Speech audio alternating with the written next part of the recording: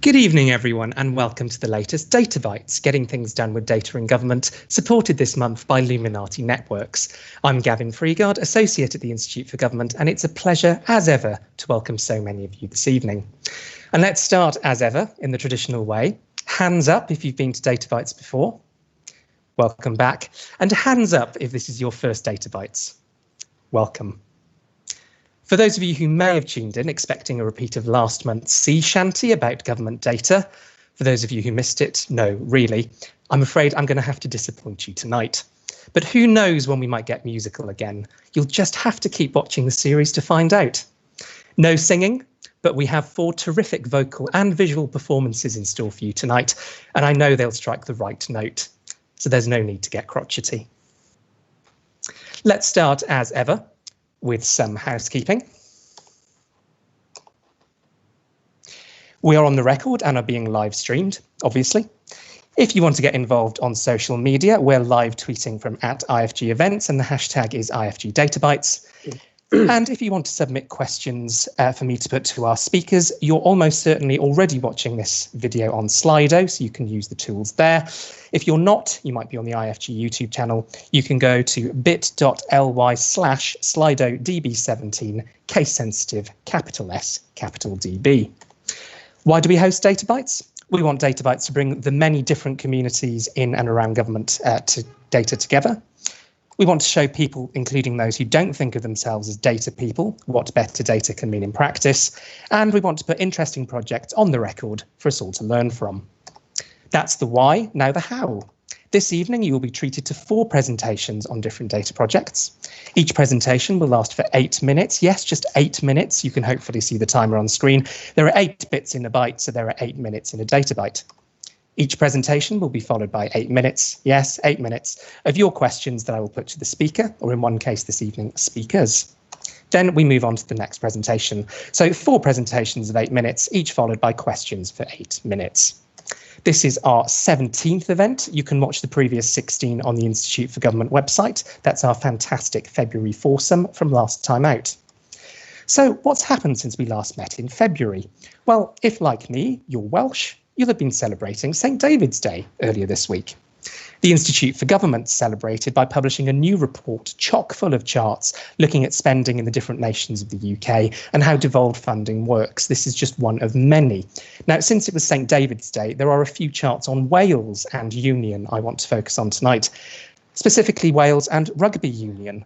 This is a really important chart showing the result of the Six Nations grudge match between Wales and England on Saturday. That red line shows the Welsh score by minute. The white line shows the English score, such as it was. We can even fill in the lead to make it even easier to read off Wales's victory by 40 points to 24. Now, the result of that Welsh victory, the knock-on effect, if you will, is that Wales sit at the top of the Six Nations table. Personally, I don't think there's enough innovation in sport data visualization, so let's innovate. The table is now spaced out by the number of points each nation has, and you can see just how far out in front Wales are. Apologies to any English rugby fans who found that segment trying. Sticking with the nations of the UK, one of the big place-based debates recently has been the government's pledge to move more civil servants out of Whitehall. As you can see from this chart, 1 in 5 civil servants are currently based in London. But as we move up through the various grades from most junior to most senior, you can see there's a particular issue with the most senior grades. More than 2/3 of all senior civil servants are based in London. We see similar trends by civil service profession, with policy jobs being concentrated in the capital. A few weeks ago, the government announced plans for a second headquarters in Wolverhampton for the Ministry of Housing, Communities and Local Government, MHCLG, or as we're determined to call it, Mahokalogo. As one of our previous Data Bites presenters, Catherine Bromley, pointed out on Twitter, that means we can now refer to the 2 headquarters as Mahokalogo Low and Mahokalogo Woe. In moving civil servants out of London, departments need to ensure it goes beyond symbolism. So it's important Mahokalogo know what they're trying to achieve, that ministers and senior leaders at Mahokalogo show the way, and that the seeds Mahokalogo sow mean that where Mahokalogo go, others follow. One hopes there are no Mahokalogo no-go areas. Today it was announced that the Treasury, HMT, will set up a new campus in Darlington, which, stunningly, the entire UK press has not yet dubbed HMTs. HMT will hope their move is a boon to the area, not an additional burden. That announcement came as part of today's budget, one of the main feasts of the think tank calendar. My IFG colleagues have already turned around instant analysis of the announcements. The Resolution Foundation and Institute for Fiscal Studies will be working through the night, but none of them will bring you this important analysis. Yes, which drinks different chancellors have drunk while delivering the budget. It's said to be the only occasion where politicians are allowed to drink alcohol in the Commons. It's a rather incomplete data set, so we've only got each chancellor since 1974 and a select few others that were easy to Google. As you can see, in recent years, the only budget boos in the Commons have been the responses to Philip Hammond's jokes, with every chancellor since Gordon Brown opting for water. Gladstone had sherry with beaten egg, and Derek Heathcote Amory had milk and honey and rum. I almost feel a sea shanty coming on. Were these long or short drinks? Is there a spurious correlation between tipple and time taken to deliver the speech? Well, let's look at budgets since 1979. All the water-based ones are somewhere around the hour mark. The alcoholic ones do raise the bar. That said, the shortest ever budget was Disraeli at 45 minutes. Maybe the brandy helped him acquire his nickname of Dizzy. The longest continuous budget speech, let's just change the measure, was given by his great rival Gladstone. Fortified by sherry, a fortified wine, was probably the only noise Gladstone was capable of making after a full 4 hours and 45 minutes at the dispatch box. Usually dry, associated with ageing, and capable of discombobulating and sending people to sleep, the budget is usually set just once a year. Turning to this evening, we have a particularly exciting and eclectic lineup for you. First, we'll hear from Laura Sands, chair of the Energy Digitalisation Task Force, on how digitalisation should reshape energy. Then we'll hear from Samantha Riley, Deputy Director of Intensive Support at NHS England and NHS Improvement, on making data count. After Samantha, we'll hear from Orr Lenkner, CEO of tonight's sponsors Illuminati Networks, with a commercial perspective on the ethics of data collection. And last but not least, we'll have Ian Grimstead and Lee Chen, senior data scientists at the Office for National Statistics Data Science campus, on estimating vehicle and pedestrian activity from town and city traffic cameras. We'll be back with our next event on Wednesday, the 7th of April, and then the first Wednesday of the month through to the summer, so do add those dates to your diary. Tonight's event is supported by Illuminati Networks. We're only able to continue Data Bytes thanks to our kind sponsors, so we are very, very grateful to them this evening. If you'd like to follow their excellent example and sponsor a Data Bytes event, please do email Pratesh. If you work in government data and would like to speak or know someone who should, please get in touch with me. As ever, we'll be having some virtual drinks after tonight's event, sherry with beaten egg optional. I'll put these details up later as well. The case-sensitive link is bit.ly/db17drinks, and case-sensitive password is ifgdb17. But in order to toast 4 excellent presentations, we first need to hear them. So let's go to our first one of the evening. Laura, over to you. Thank you so much, Gavin, and it's absolutely brilliant to be part of Data Bytes, and thank you so much for whetting my appetite, but actually making me feel exactly like I would need a drink now. I've been chair of the Energy Data Task Force, which was a government promoted task force looking at data in the energy sector. But quite soon it's going to be announced that there will be an energy digitalisation task force that I'm very proud to work with the Energy System Catapult to also chair. So my real issue is that data is really important, but it's actually what we do with it that's going to be exciting. And how do we translate that into digitalised infrastructure? So I will talk a little bit about energy, and beyond. So the journey in energy has only just started, but let me just paint a picture of what the energy sector is going to look like. Currently, we've got 400 people, more or less, who are the big players in the energy sector. That is going to move in quite rapid period to 50 million actions and assets. The 400 all know each other's golf handicap. The 50 million are you and I with our EV cars, our heat pumps, etc. So what do we need to do to be able to manage the 50 million actors and actions on this extraordinarily important and in some ways not fragile but sensitive system? So we've got the quantity of actions, the diversity of these actors and actions, interactions, and the devolution of roles and responsibilities. That is the challenge, and we've got to get that right. And currently we're playing blind man's bluff. But the excitement is that we can look at utilizing digitalization as a way to optimize our consumption, to release the value, to release customer rewards. We need storage and flexibility, and we also need to make better investment decisions. This in the middle here could be the energy regulator trying to manage all of these different interactions. And our proposition is that if we live and continue to live in an analog world, we will not be able to manage this.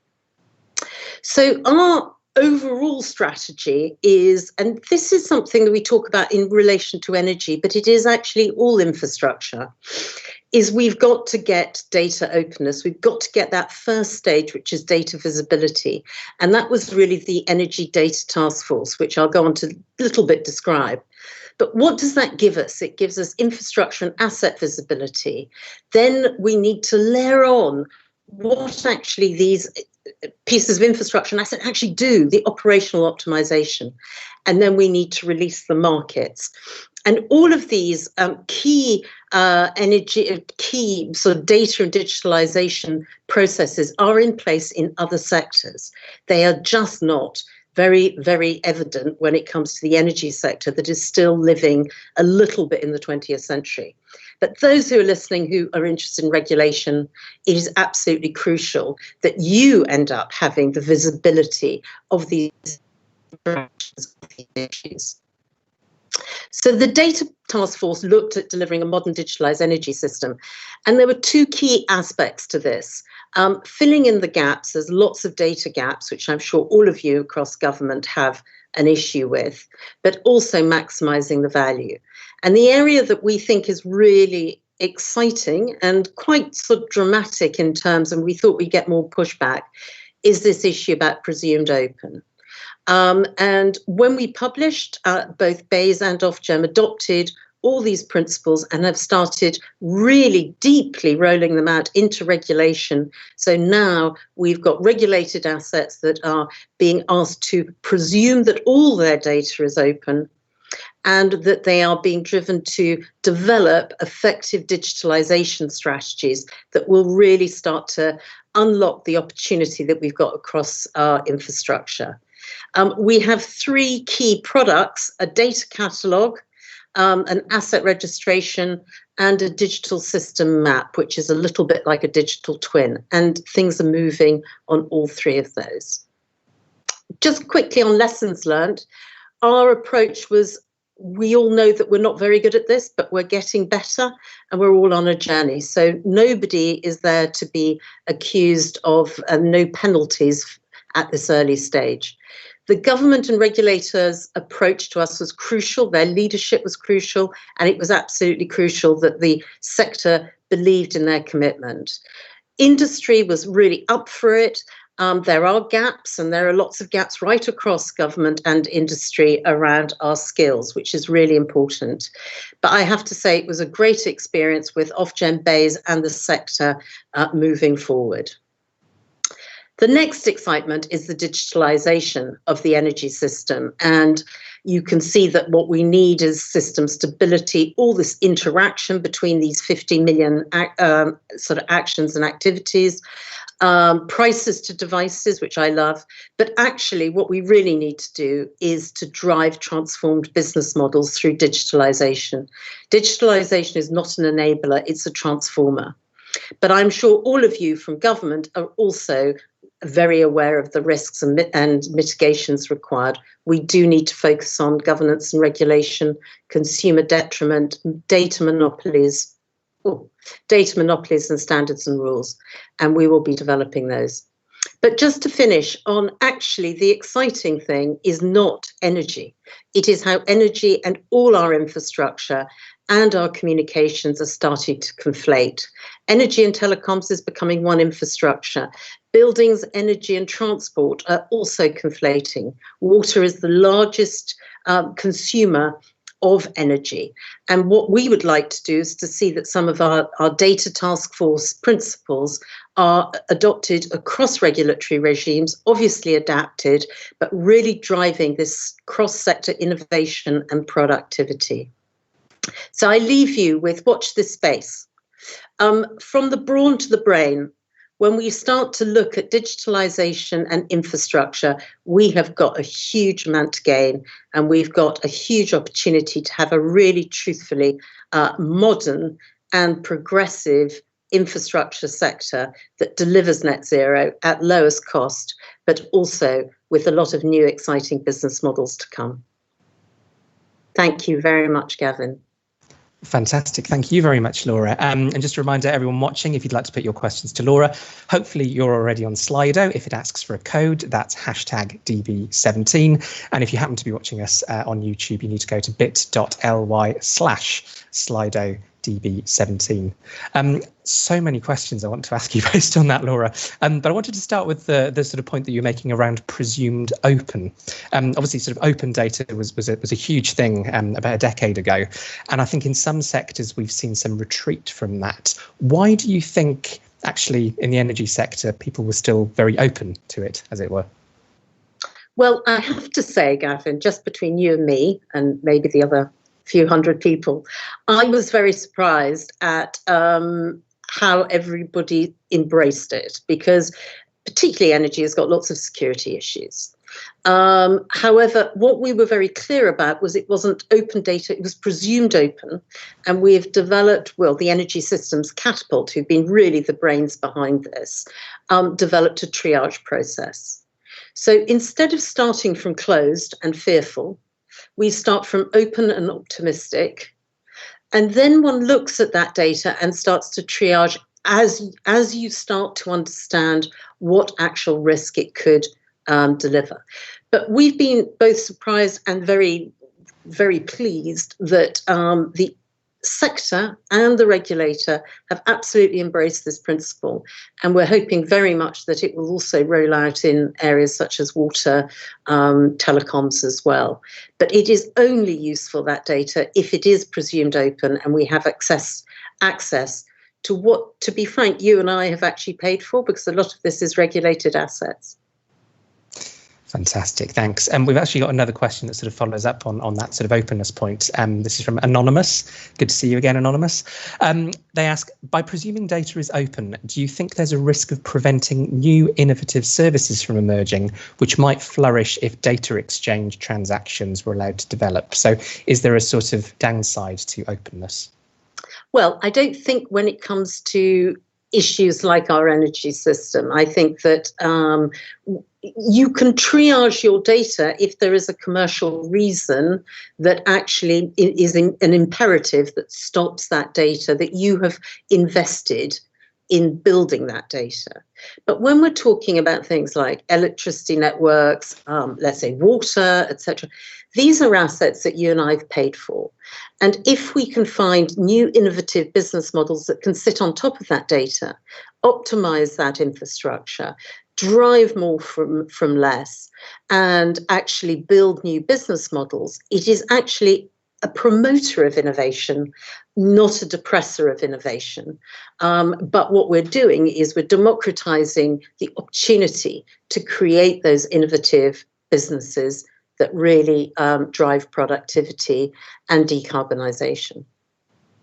Thanks. You've mentioned water a couple of times. We've got a question from Jeremy, who says that you sort of said that water is the largest user of energy, which came as a big surprise to Jeremy and probably a few other people, and wondered if you could expand on that point a little bit.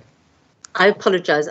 Water's second, I think after chemicals, its second highest bill is energy. So it is a very large energy consumer and is one of the biggest energy consumers as an industrial sector.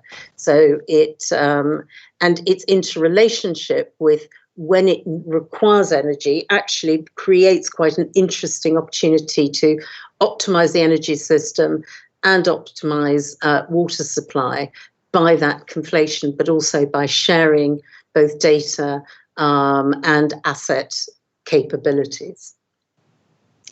Great, thank you. From water to heat, Andy Frew asks, with heat to be largely electrified, can we get access to more data on the heat demand profiles that will affect power system investment needs?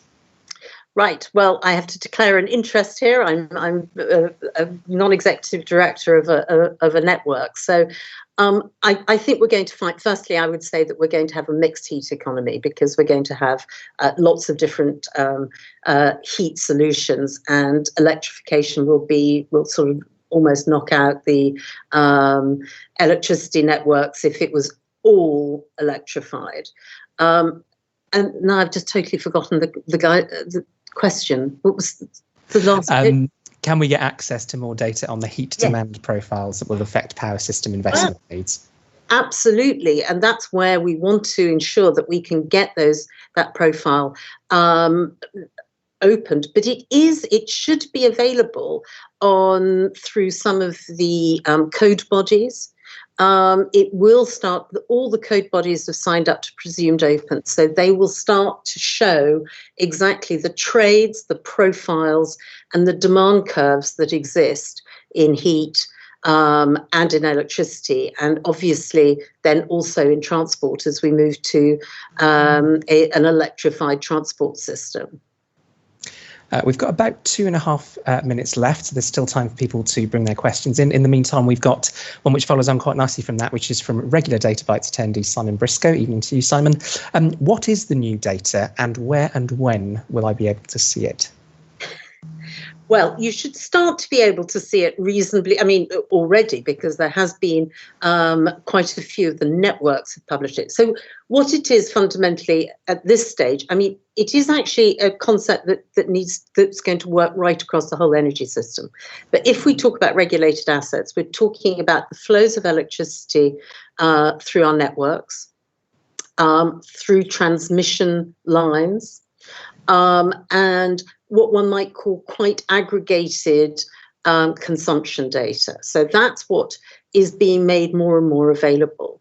The market trades up to a point through the code bodies are already being made available.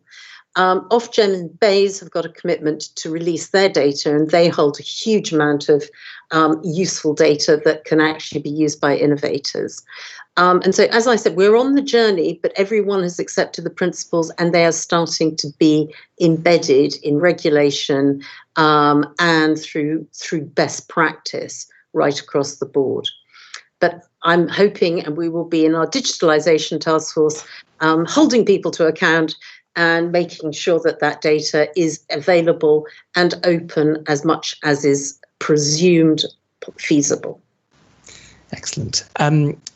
Obviously, this task force has sort of come out of the previous energy data task force. There are lots of task forces and strategies around data in government at the moment. What advice would you give to anybody running any of those other strategies, notably the National Data Strategy, about how to actually translate it into something which makes a difference? I think we were very, very clear that we wanted no more than 5 recommendations. And I think it's absolutely key that what one gets is the principles and the underpinning as one's core strategic recommendations. We can go into lots and lots of detail about all the smaller elements, but if you don't get those principles in place and you don't land them, and they're not actually able for departments to consume and then operationalize them, you end up with some lovely reports that sit on great bookshelves behind Zoom calls rather than actually get operationalized. So I would say that. The other thing is we brought everyone along with us during the journey. We used some agile method of ensuring that we were getting input at all stages. And by the time we published, most people had been in many ways socialized to the ideas, had felt that they had input, which they did, and that government and the regulator felt that they had common ownership. Fantastic, thank you. We're out of time. I'm going to ask one final question for asking for a 1-sentence answer. Apologies to anybody whose question I didn't get to. Anonymous asks, what should people in the audience go out and do? They should look to drive their government, their departments, to not be frightened of presumed open, to drive a much greater understanding. We've got very, very limited digital literacy within senior management, within government, within companies, and actually start painting opportunities. Don't talk about geekery, talk about outcomes, and talk about achievements that can be delivered through digitalization, greater open data, and in many ways, innovation. Amazing. Laura, couldn't have asked for a better start to this evening's event. Thank you very much indeed. Thank you, Gavin. It's been a great pleasure. Thanks. I think that point about sort of helping senior leaders is particularly interesting. For those of you who missed DataBytes 16 last month, we had James Coote from 10 Downing Street talking about some work that's going on at the moment to try and tackle some of that. Now over to our second speaker this evening, Samantha Riley. Good evening to you, Samantha. Good evening, Gavin. Hopefully you can see my slides. We can indeed.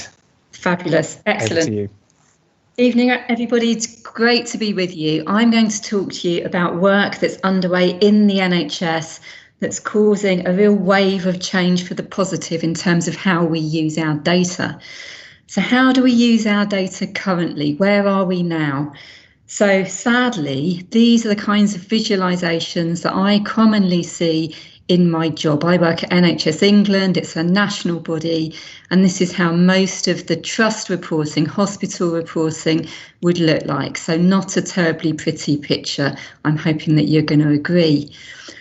What kind of comments do I read? When I read board reports, when I read divisional reports, we see lots and lots and lots of comments that look like this. So a slight increase, a slight deterioration.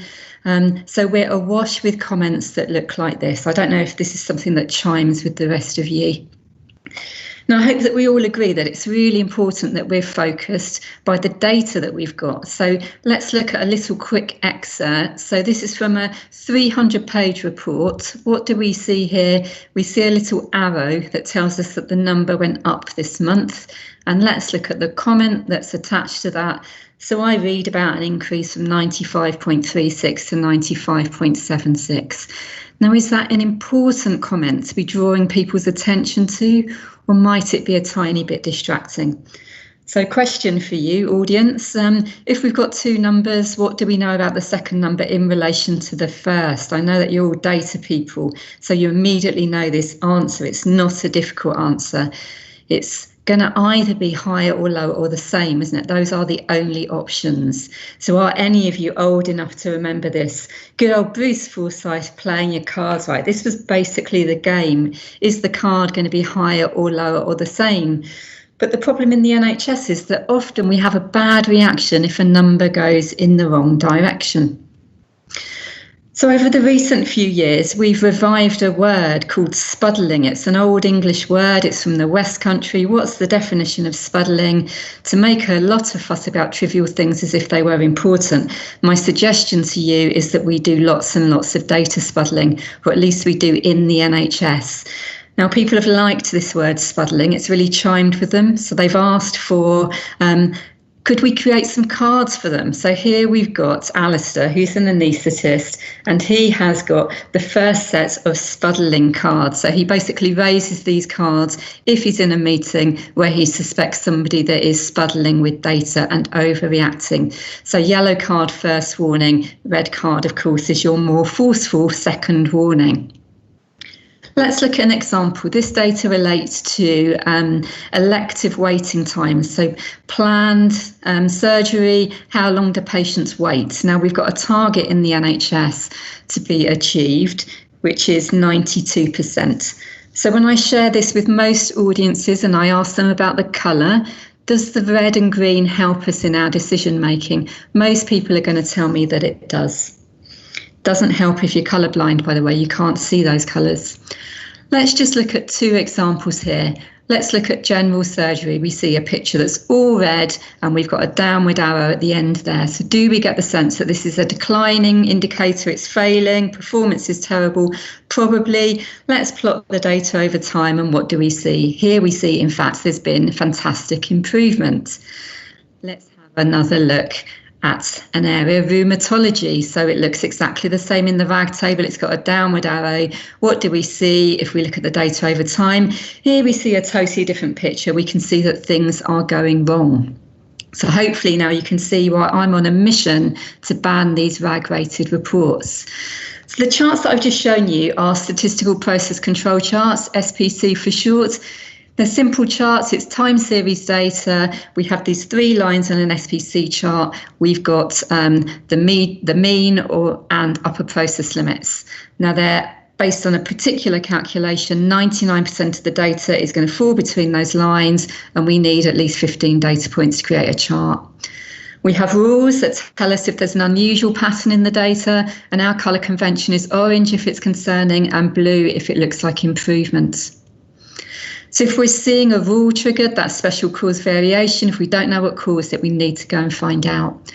But we've got lots of targets in the NHS. So if we look at this graph, we've got a target to be achieved of 40 or greater. What do we learn from the charts?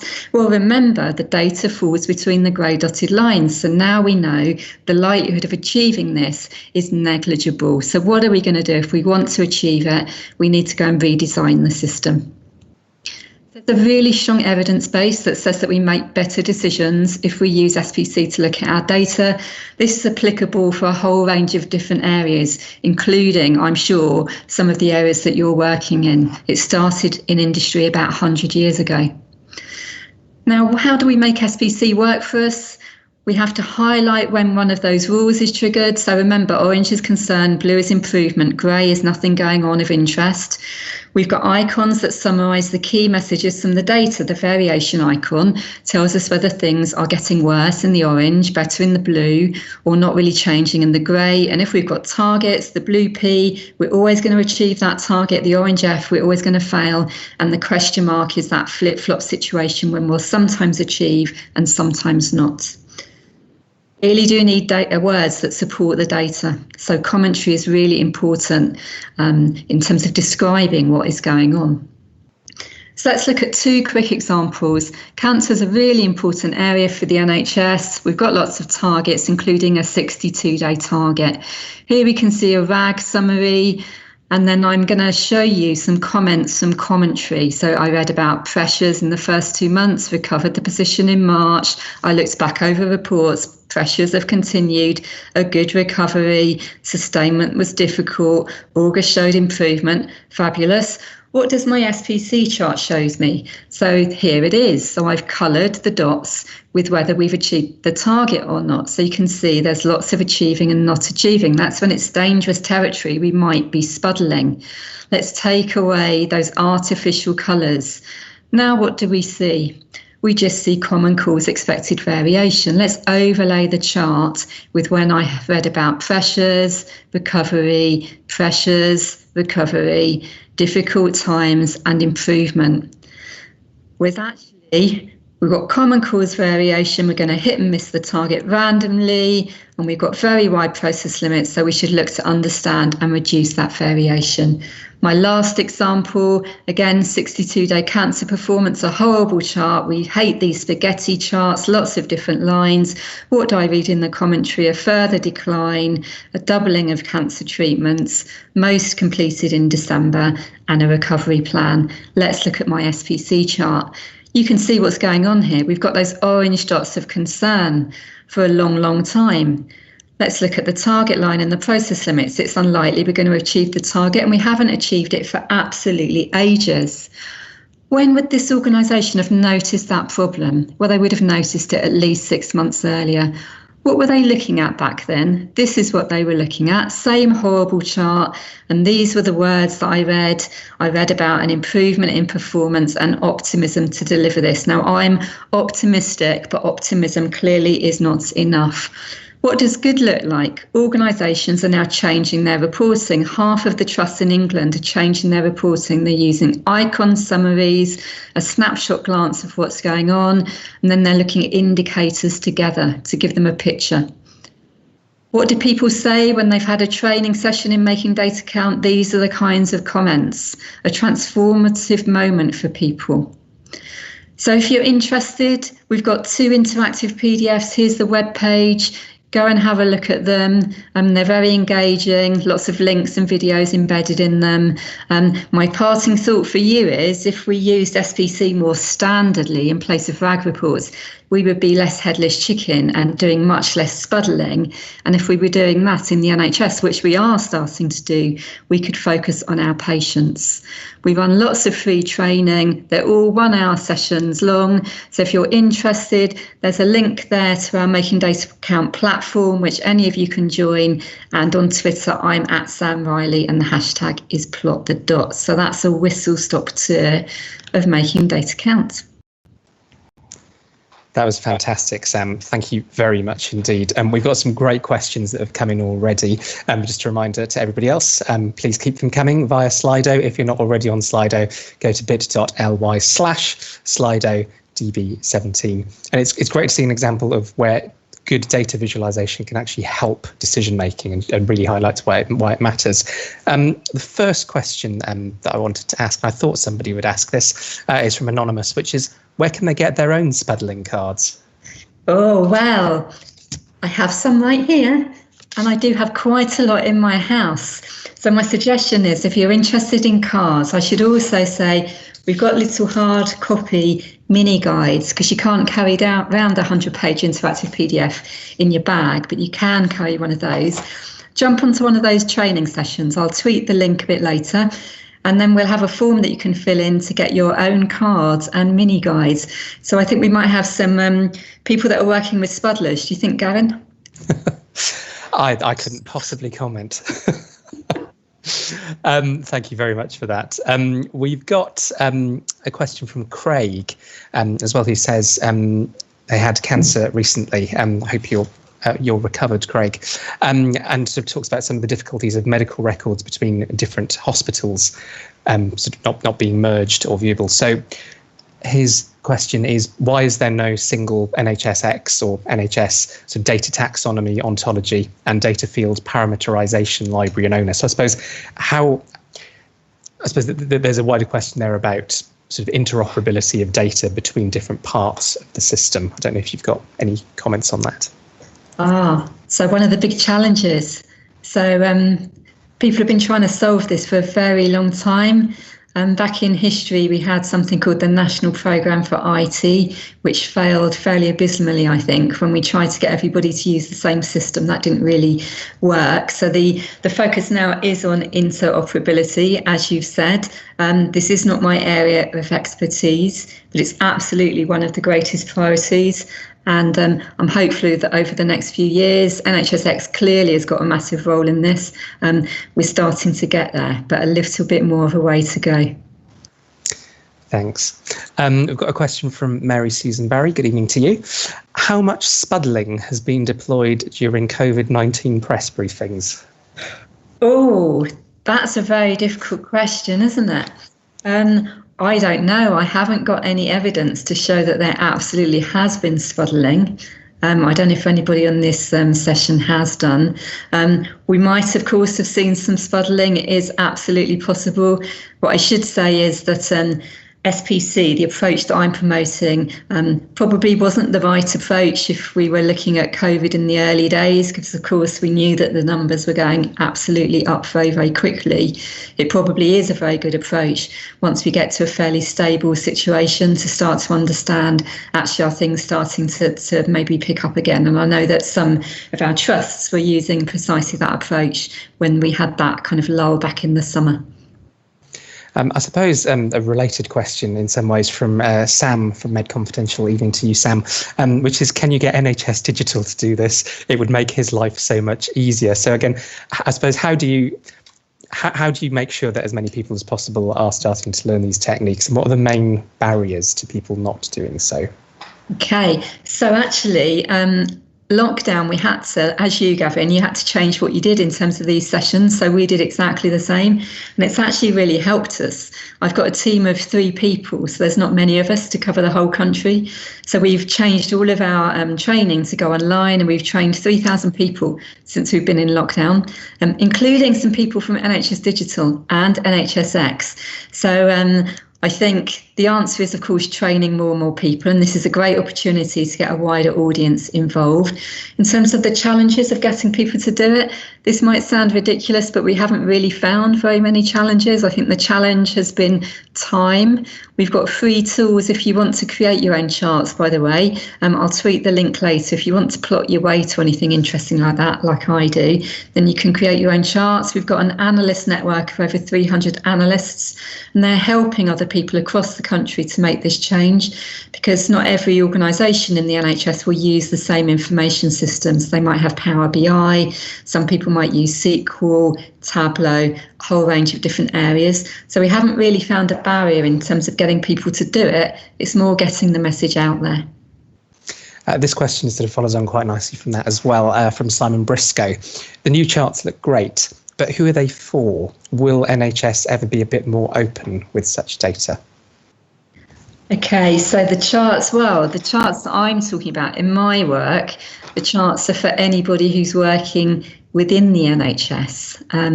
But what I can say is that I've trained lots of people that are governors on trust boards. They're normal people that are just doing everyday normal jobs. And the training that I'm delivering to a board is equally as applicable, and it works really well to anybody. So I do think that we need to be, I think we are quite transparent about data in the NHS.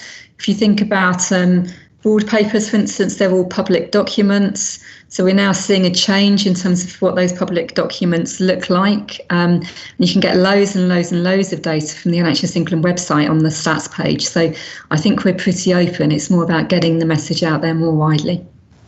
Excellent. We've got just over 2 minutes left, so there is time if you want to ask Sam a question.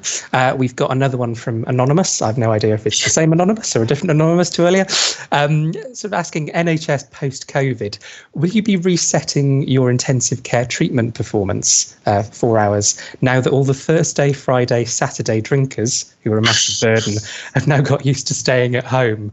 And again, I think there's a really interesting wider question there about sort of resetting according to targets under SPC.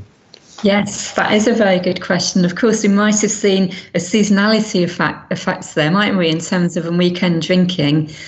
We certainly see things like discharging less people from hospital at the weekends. I think it's a really good question. I think we need to have a good look at that. One of the things that I'm expecting is that there's probably been a real increase in critical care capacity as a result. So we need to have a look at that. So I suggest that the person asking the question knows a bit more about SPC charts. So there are times when we should be recalculating those process limits. And we do have a nice little mini flowchart in here, should you wish to know when that should happen. But basically, you need to know that something's changed. You need to be able to see that there is special cause variation, and you need to be confident that it's been sustained. So I think that, yes, we need to revisit a lot of data sets post-COVID. Excellent. I think that question was from Craig again, so thank you for that one, Craig. We've talked a lot about the sort of use of this in the NHS. Clearly, it's something that could have application more widely across the public sector. To what extent have you spoken to some non-NHS organisations about rolling this out? Well, I haven't spoken to very many because we've been quite busy with the NHS. And most of our work so far has been with trusts. We've got the whole of primary care. We've now got integrated care systems that are being established. So I'm keen to talk to anybody, very happy to talk to anybody, jump on our training, but I'd quite like to fix the NHS with their data first, and then give me a couple of years, maybe I'll be able to move on. Excellent. Well, hopefully tonight's presentation will be of great use to lots of people across government. I should say I've seen the sort of fuller version of this, and it's well worth your time as well. So do get in touch with Sam if you want to learn more. Sam, thank you very much indeed. That was brilliant. Thank you. Thank you. Thanks a lot. So it's now time for our third speaker this evening, the Chief Executive of Luminati Networks, our sponsors for this evening, Or Lenkner. Over to you, Or. Hello. I'm sure you can see my screen, Gavin, right? We can indeed, and we can hear you nice and clearly. So over to you. So first of all, I can get you some very interesting sports data for the next event. Opening slide. I love this. and we can help you out with some more interesting data. So feel free to ask. Thank you for having me in the Data Bytes event. My name is Or Lenchner, and I'm the CEO of Luminati Networks. Before I dive into the very important topic of ethics in data collection, let me tell you just a bit about Luminati and what we're doing. Luminati is an extensive online data collection platform for public and openly available web data.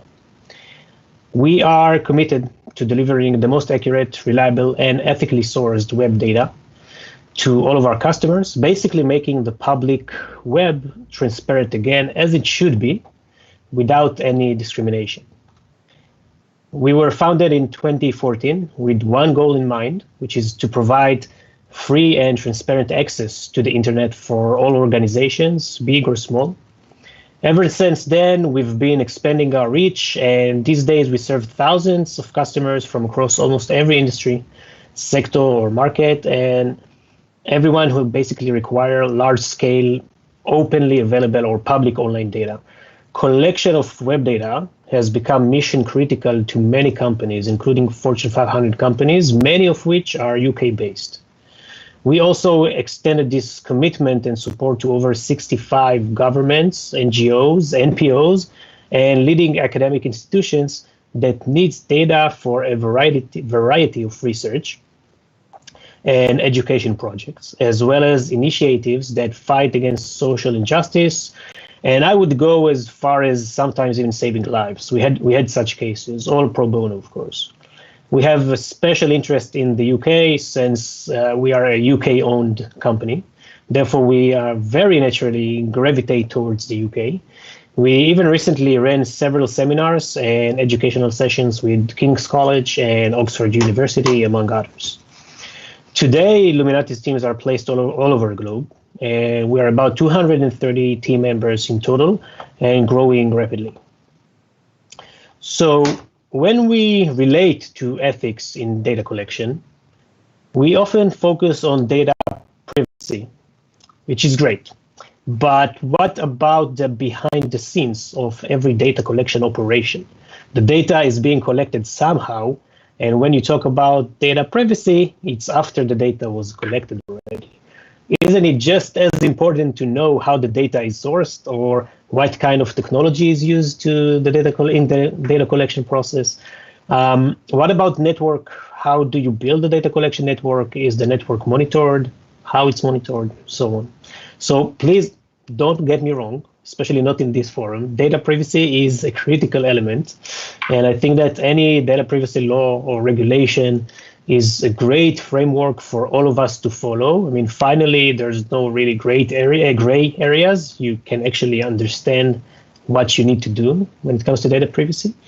I also think that we should have the same kind of frameworks when it comes to the data collection operation itself. As always, technology moves much faster than the regulators, or usually much faster than the regulators, but it's important that we address these critical ethical questions now before we are made to pay a heavy price in the future, because the scale of the online data collection is already massive. Matters such as respecting the digital ecosystem that you're working on and ensuring that we don't cause any harm are massively important. I mean, data or web information is probably an organization's most powerful tool today. Data is almost like people are saying data is the new oil. I think that it's actually the new water.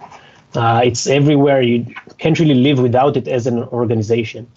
For this reason, ethics in the data sphere should cover the entire cycle of the data collection operation, which isn't really happening today. So how do we define what's ethical, what's not ethical? Or what do we focus on when building a data collection ethical framework? I think these three key focus areas that I'm about to discuss will cover all initial and even advanced plans.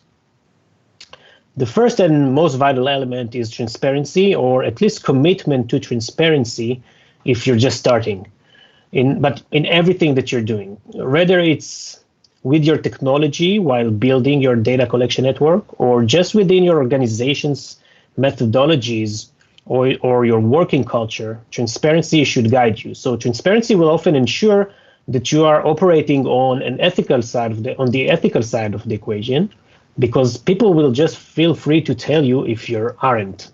I'm happy to further elaborate on this topic in the Q&A section and share how we do this. The second and possibly most challenging step is defining your ethical code early on. What does it mean? I often remove the financial aspect of every ethical decision I have to make as a CEO of a data collection company.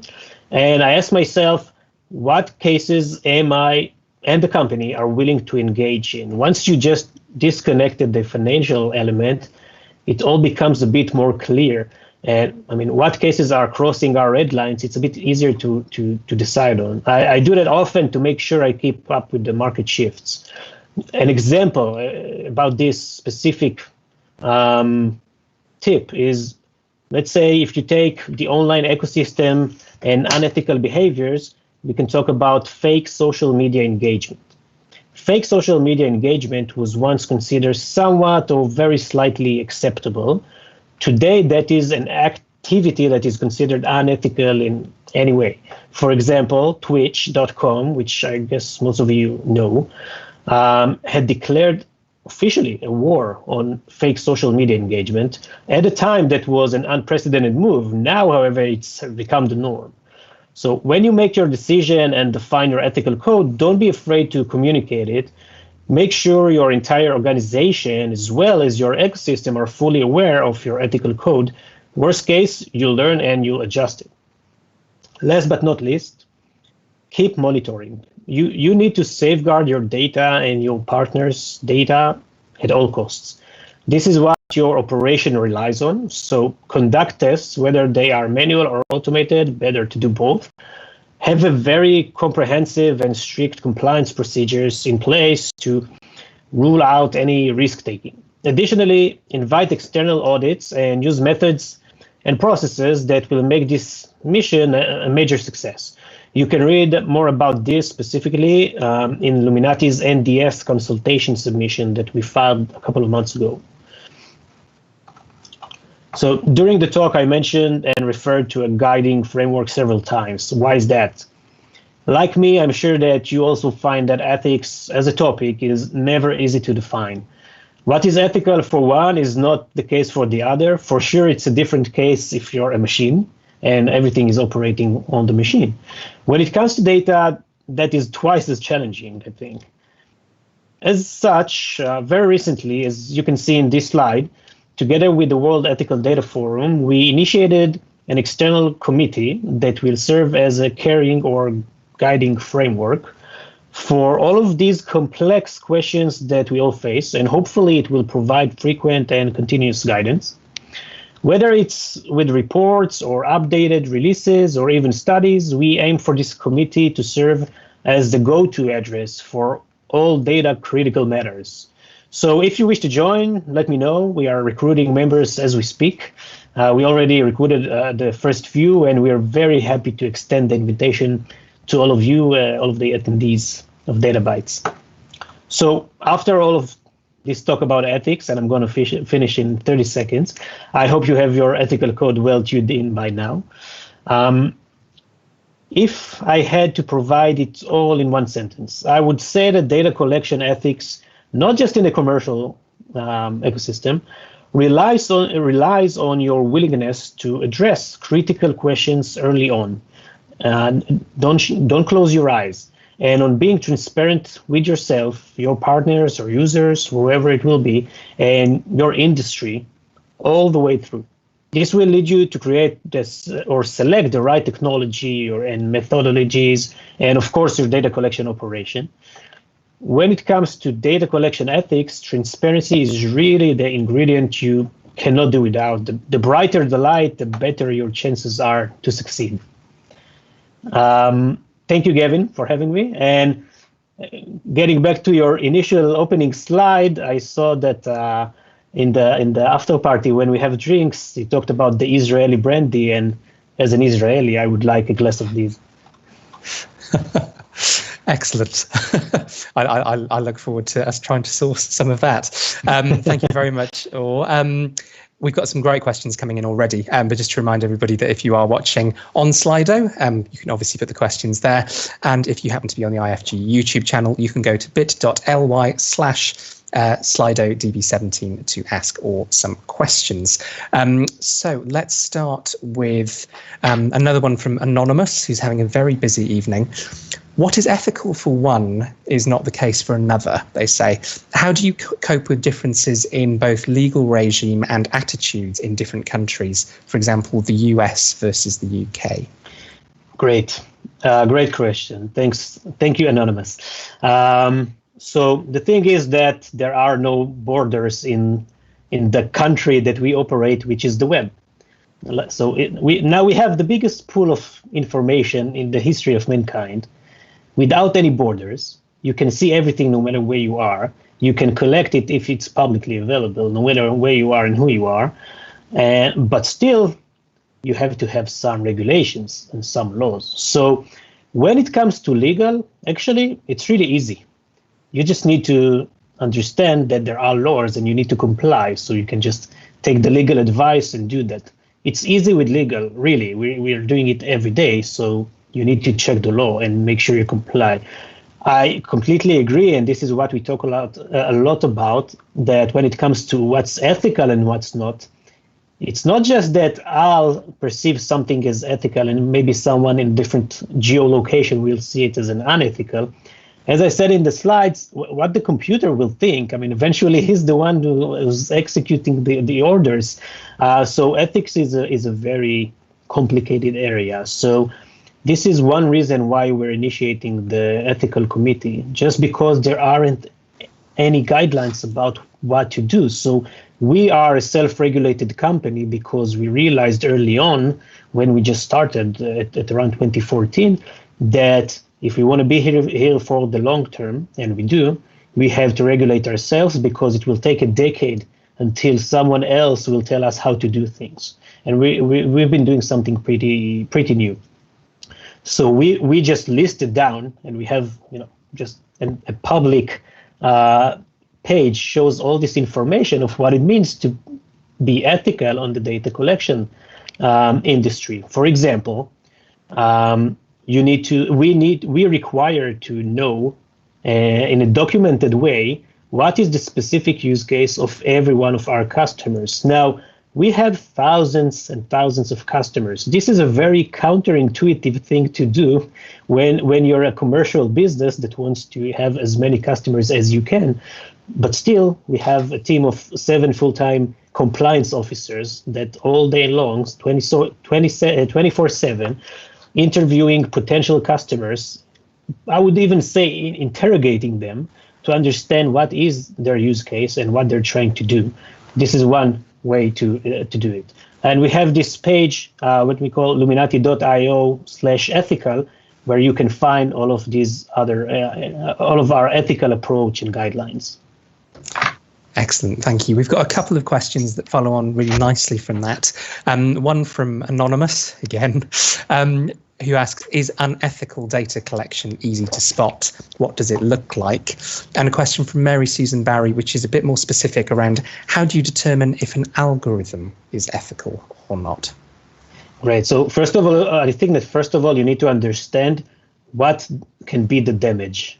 So if someone is asking to do a specific project with our platform, for example, and we understand the use case, then we need to understand also what can be the potential damage. For example, if the data collection operation will be too massive, so too many requests to a certain data source, which is a website, in a very short period of time, we're risking in slowing down that website, okay? Is it legal? Yeah, I mean, it's not good that it's legal, but there isn't any law that tells you you can slow down a server. It's for sure it's unethical. And it will also damage our customer, ourselves, the whole industry, for sure the users of the website. So ethical? No, it's not ethical. So here we understood the damage. Then once you understand the damage, you can take the precautions and measurements to make sure that And unethical behavior won't happen even unintentionally by an irresponsible algorithm. So in this case, for example, we have around 500 million metrics, 500 million metrics, and that are being run in real time all the time. A large portion of them is actually to check this, to make sure that there isn't any what we call DDoS attack on a server, intentionally or unintentionally. This is just one example again. Great. Thank you. We've got about 3 minutes left, so there will be a few more questions we can squeeze in. Anonymous, again, asks, what do you mean by transparency? What should be transparent and who for? So I think that the answer is pretty easy. If you don't must to hide it, just make sure it's transparent. So, for example, in the company, and we're a business, inside the company, everything is transparent except the employees' compensation. And everything else is completely transparent to everyone. Now, that's not even related to ethical, but to an ethical approach, but it is actually because the mindset of the employees in Illuminati is that no hiding, nothing, everything is open. This is also how we write the code. This is also how we talk to customers. This is also how we declare on our intentions to do something.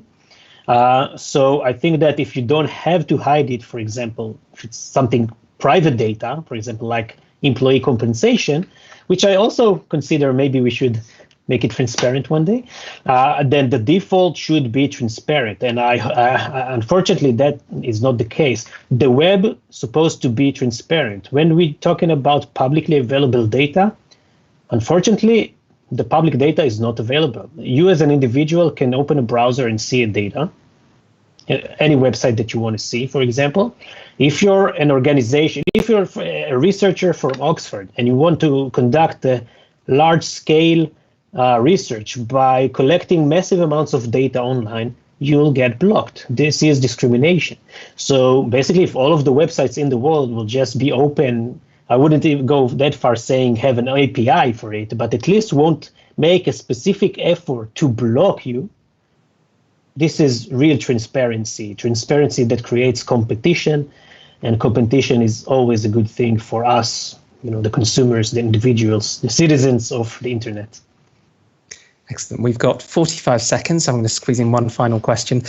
James Ellis asks, have you seen the GDS, the Government Digital Service here in the UK, data ethics framework? What did you think? So I suppose there's a wider question. Are there any good ethics frameworks that you'd point people towards?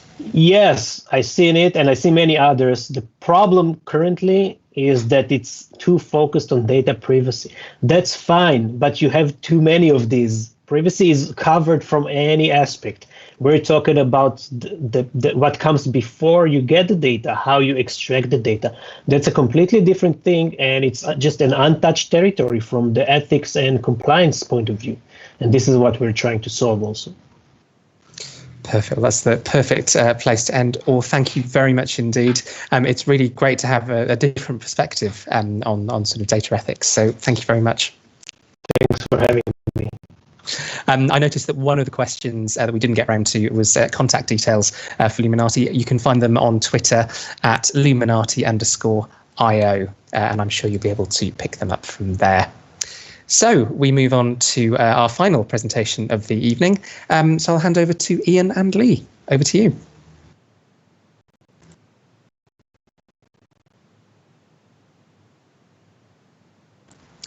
We can't hear you at the moment, Ian. I think you may be on mute. Epic fail. We've all done it. I did it about 3 or 4 times in the first virtual Data Bites, so you're in good company. Spent too long trying to make sure the slides are ready. That's quite entertaining. So I hope that's all coming through now. Yes. Excellent. Yes, just say thanks for the opportunity, Gavin. Just excited to be here. So excited I forgot to come off mute, but there we go. So tonight, Lee and myself would like to talk about a project we've worked on in the Data Science Campus in the ONS with our colleagues in the Methodology Department as well. And it's, I was looking at traffic cameras, pretty much. So why are we looking at traffic cameras and what were the aims? One of the issues, I suppose you could say, during the pandemic was that the government had a need to look at changing patterns in, say, mobility and behaviour in real time. So it's a big focus of the government response there. So we in the ONS were tasked with exploring different data sources that might give insights in, say, mobility and society as the lockdown conditions changed. So one of the things we looked at with this were, can we make better use of an asset that taxpayers already pay for, which are the open, low-resolution traffic camera imagery, which is made available across the internet.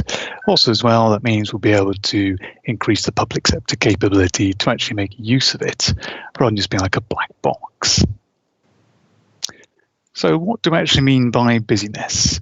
Well, what we're actually trying to do is just count the number of things we see. Things like, say, how many cars did I see today in an area? I'm not worried about how many cars pass through an individual traffic camera. It's just every 10 minutes we have a quick look at a traffic camera and go, many cars, many vans, many people, and we just count how many are there. That's all we're recording. It's only in fixed locations as well, so we're not interested in, say, the origins of people are travelling to and from a route, and we're not looking at that. It's just where the cameras are located. And then we're looking at vehicles and pedestrians with one system, which is really handy. So we don't have to have, say, scoot loops of vehicles or something else for the individuals. And then we're looking at the urban areas, only in the town centres, where the main population is, basically.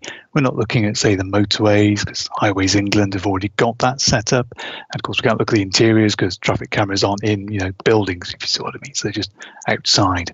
And it produces something as a 24/7 time series. It doesn't break it down and say, this is commuting traffic or this was leisure traffic. It's just a feel for how busy places are. The challenge we've got, though, is when you're using these low-definition traffic cameras, there's a lot of them out there, and they can be quite blurry as well. So it's quite a challenge there to select which ones are of use. There's no point us counting number of looking for pedestrians on a dual carriageway. Hopefully there shouldn't be any. It's not a place you're meant to be. It's more a case in the residential areas we're interested in. Just, are people out and about? Is everyone locked down at home, or is now we're opening up? Are people, taking advantage of it, coming out, having a walk? So there's a lot of cameras out there we can use every 10 minutes, 24/7. The actual data we've got is about 5 gigs a day, which is not a huge amount. Your mobile phone could cover that, but that is about 200,000 images a day to process, which is why we've used cloud. So just to have a chat about the machine learning pipeline we use. Hello, this figure shows the machine learning pipeline. Ideally, new images are fetched every 10 minutes from cameras. However, in practice, images can be duplicated if hosts do not update them in time. Cameras can be offline and display dummy images. Images can also be partially or completely distorted due to all kinds of physical issues. These faulty images will mislead the final statistical results, so we use the image processing technicals to clean the data as the first step. The object detection uses a deep learning model to identify semantic objects in a single image, including both the static and moving objects. As we are aiming to detect activity changes, we developed a static filter to determine whether or not these objects are moving. As the images are at very low resolution, sometimes rubbish bin can be easily misclassified as pedestrian. Our static filter can remove them as background. This raw time series of moving objects will go through imputation and seasonal adjustment, and then produce time series and QA reports. That's great. Thanks, Lee. So just a quick view of the sort of outputs we generate. Internally, we generate graphs of quite detailed to make sure we're aware of the traffic cameras when they go down, because these are quite an unreliable data source. So again, it's free of charge, released to the open internet, into the public domain. So we can't really complain there. But it's useful to be able to tell people when we've had to impute large chunks. Say, for instance, at one point, one of the systems went down for 2 days over the weekend, so the imputation just filled in the gaps. So it's useful to people to know. But the final data that we then release as part of this faster indicator, it's just the aggregate of a day for an area. So it's, for instance, say the number of cars we've seen in London on a Tuesday. It's that level of aggregation. It's very heavily anonymized, anything we release. So Lee, if you want to talk about the business side. Yeah, we have cross-validated our local business indicator against the Northeast automatic number plate recognition data and the London road traffic data from Department of Transport. Both show significant correlation. You might ask, why do we still do this project if it's closely correlated to other data sources? Firstly, we can deliver these static results to support the fast decision-making on real-time at hourly, daily, weekly base.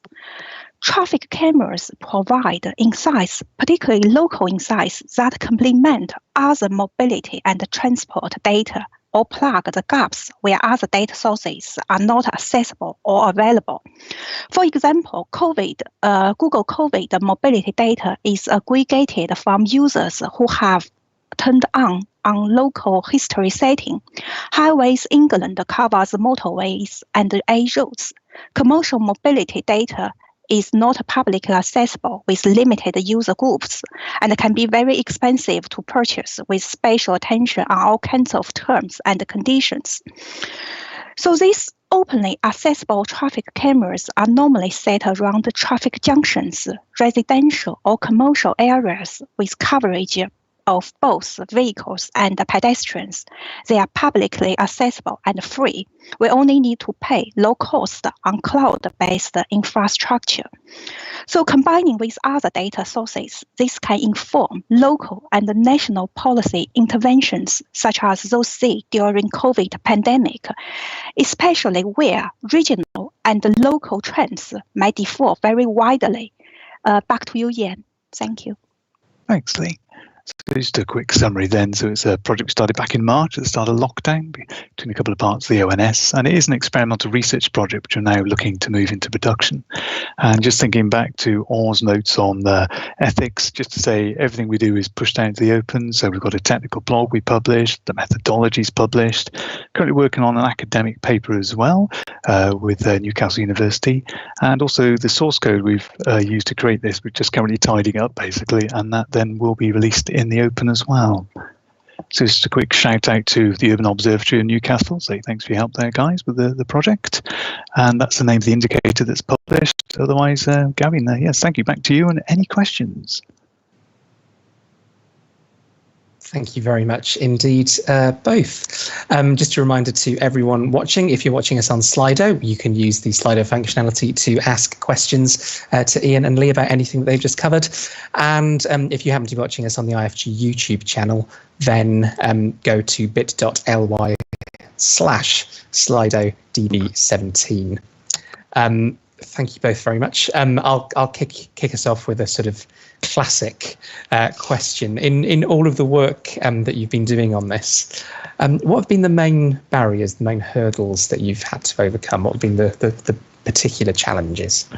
I think one of the main challenges was, well, apart from remembering to turn off mute every now and then, is where we're staying at a home so much. It was quite interesting to try and spin up a team, in effect, from different parts geographically and work together. And that was quite a challenge. That was an interesting learning curve. And likewise, using cloud as well. We didn't want to run it on like a machine in the corner of the office. There's no one in the office. And it's got to be scalable, et cetera, et cetera. So that was a good learning curve to use the cloud, a good opportunity then. It meant the team could be based anywhere to use it. And the really nice thing is when you're not using it, you're not paying for it, which is a good cost saving there, which is another useful side effect.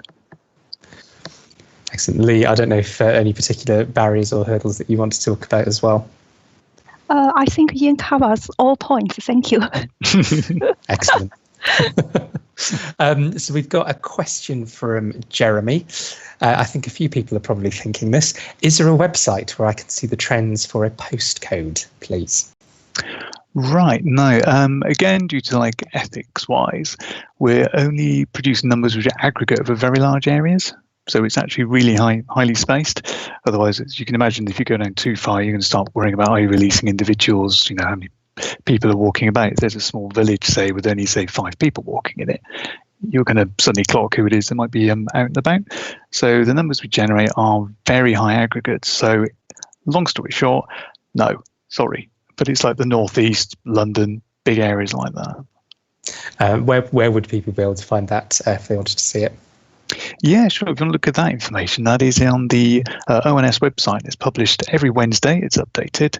It's called the COVID-19 Faster Indicators, and our particular section, if you look down, we're called the Traffic Camera Activity section. So if you scroll down, there's two parts on traffic cameras, and ours is the second one.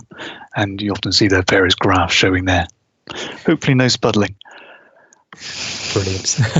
And I think we'll be tweeting out a link to some further details about the project later as well.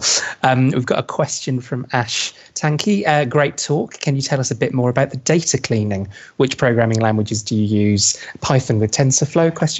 And can you give a bit of detail on the machine learning model you've developed? Yeah, sure. Let's see, after I'll go through it, so Lee, maybe I'll add something in a bit about the machine learning model. But everything's Lee, do you want to put your camera on as well so we can say hello properly? So I nearly forgot to leave mine on. That was a double whammy with the mute on both things there. Hello, everyone. Good. So just a quick thought. Everything's written in Python, apart from some of the time imputation code is written in R, because it's each library that's used for the imputation. Everything else is otherwise written in Python. I'm trying to think what else the question was. The model is using TensorFlow. I'm trying to get out there. Lee, do you want to say a couple of words about the RCNN, maybe? Yes. The question is more related to data clean. I think it's a very good question because it's a very important first step to get data clean, to get reliable statistic in the first place. So when we do it, we actually in the beginning haven't thought it, but later we noticed that in reality, so many problems, so many faulty images can produce due to, come back to how do we solve this? So because we fetch image every 10 minutes, classic background modeling and the foreground modeling doesn't work for this one because they cannot generate a background model quickly in 10 minutes. And also because camera may switch angles from time to time. Sometimes they switch every 10 seconds or 1 minute or some time. So the camera switch is so fast, the classic modeling method cannot model it properly, adapt to this switch speed. So what we do is through analyze all these images, we use some method called structure similarity measure using images before and after in 10 minutes interval. That works very well to pick up background, foreground because it's a similarity measure, structure measure, which can adapt all kinds of illumination changes and some small noise, all kinds of things. Yeah, that's something we used. The language is Python. Thank you. Excellent, thank you. We've got another question from Anonymous, who asks how well it works in the dark. Not very well, I think I would suggest there, because if it's completely unlit road, all you're going to see is two white spots and go, it's a lorry. No, actually, it was a Mini very close to the camera. My bad. So quite poorly there. I think the bit to remember is the imagery that is released in the public domain, which we're using, is very low resolution. It's quite pixely. You're not talking infrared cameras or anything like that. It's quite naive. So we're just grateful to have access to something, really. I suppose you're looking out there making the best use of a freely available asset and trying to get better value from it. Excellent. We've got loads of questions on sort of related on related theme. So Anonymous again asks where you'd like to take this project in the future. Anonymous again, who may be a different Anonymous or the same Anonymous. How do you anticipate this could be used post-COVID, and could it be used for nefarious means? Mary Susan Barry also asks, what other uses do you consider there will be for your work? So lots there about where it might go next. And Chloe has quite a specific one around that, which is, could it be useful in bringing about specific environmentally sustainable or pedestrian-friendly changes? She's thinking specifically about systems such as low traffic neighbourhoods. So I suppose lots of questions about where you want to take it next and how else it could be applied. So shall I take that firstly? I've just got a few thoughts with the main bit we'll try and do is to put the development code we've got into the public domain, because then things like local councils, if they want, can use it on their imagery rather than having to push it outwards. You know, want to make sure the basically the public sector, as it were, gets better value for money out of the asset. So there's that in the short term. We're especially through partnering with Newcastle University there. I think they've got a project coming up which should hopefully start triggering that. And there's also across Europe as well, where the ONS is linked with other European statistic bodies. So there's an ESSnet project which we're hoping to share with that, try and share best practice across. So I think that mentions part of it. So basically we're trying to get more people using an asset that's already been paid for, really. Try and get better value for money out of it for the taxpayer. Yeah, and also I add extra immediate point for its usage. For example, after COVID, this is still available. For example, for EU exit, how the port busy, how quiet, what's this trend look like? How do we manage this traffic? All kinds of things. Not only COVID. COVID is one of using situation we are handle to monitor behavior, all kinds of mobility changes. But considering in the future, for example, net zero and this kind of thing, all need transport flow, pedestrian flow, people move around, all this data to put together for the decision make. Thank you. I think the other thought as well, just thinking back to nefarious means, the useful part of like where we release everything is such a high aggregation. You'd be quite hard pushed, I must admit. So that was one part we have, like any of the projects in the ONS go through full ethical review before we let loose on anything. And then it's experimental, then it's going over longer term products and it's right, look at it again, ethically again, right, is this the right thing to be doing? So as far as the ONS is concerned, what we're working on, I'm quite comfortable, I must admit. Excellent, thank you. Unfortunately, we're out of time, which means I can't ask a couple of remaining questions, although one of them is Ash, who says they'd love to see the code.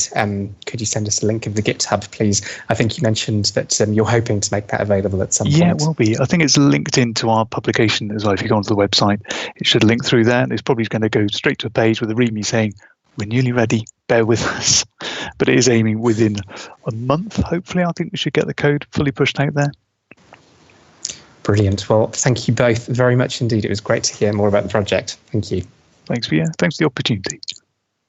And in fact, it sort of brings us back to our first ever Data Bites. We had our first ever Data Bites presenter was Louisa Nolan from the Data Science Campus, who was talking about the wider faster economic indicators work. So it's wonderful to see how some of that's been developing.